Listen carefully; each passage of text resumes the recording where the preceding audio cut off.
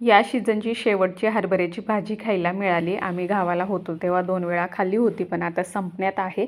आता डायरेक्ट पुढच्या वर्षी हरभऱ्याची भाजी खायला मिळेल। तर मुलांना सुकी आवडते त्याच्यामुळे बारीक चिरून घेतली आणि मग त्यांच्यासाठी बनवली आणि त्याच्यासोबत बाजरीच्याच भाकरी छान लागतात म्हणून बाजरीच्या भाकरी बनवून घेतल्या मी।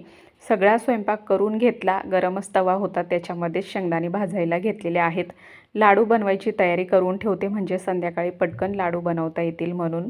तर शेंगदाण्याचे पण लाडू बनवायचे आहेत आणि तिळाचे सुद्धा बनवायचे आहेत। तर कामं आवरण्यातच 4 वाजले होते आणि माझी झाली होती चहाची वेळ। तर इथे मी चहा बनवून घेते। चहा घेतल्याशिवाय काही चैन पडत नाही आणि थकवाही जात नाही म्हणून मग मी चहा घेतच असते। तिकडे शेंगदाणे गार होत आहे तोपर्यंत चहा घेतला आणि मग शेंगदाण्याची साल काढून घेतली। आता मिक्सरमध्ये जाडसर वाटून घेते म्हणजे लाडू वळले जातील म्हणून।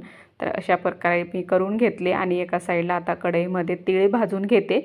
तीळ याच्यासाठी भाजायची तिचा कडवटपणा जाण्यासाठी मग तीळ भाजली आणि आता पाक बनवायला घेतलेला आहे।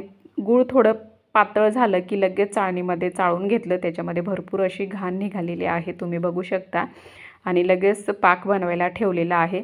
शेंगदाण्यामध्ये थोडीशी तीळ मिक्स केली। दीदीच्या पप्पांना तिळीचे आणि शेंगदाण्याचे लाडू आवडतात, मिक्स लाडू, त्याच्यामुळे त्यांच्यासाठी हे वेगळे लाडू बनवते आणि मुलांना तिळीचे लाडू आवडतात म्हणून। तर पाक झालेला आहे। पाक काही जास्त कडक करायचा नाही, थोडासा नरमच ठेवायचा म्हणजे लाडू छान असे नरम होतील। पाक जर कडक झाला तर लाडू फुटत नाही, कडक होतात म्हणून। तर आता याच्यामध्ये माप वगैरे काही नसतं, अंदाजेच करायचा असतो। जर पाक जास्त किंवा कमी वाटत असेल तर हे आपलं जे शेंगदाणे असतात किंवा तीळ असते ते थोडंसं प्लेटमध्ये काढून ठेवायचं, पातळ वाटलं तर ते टाकून द्यायचं, सोपं असतं। तर मग करून घेतलं आणि बसलो लाडू बांधण्यासाठी।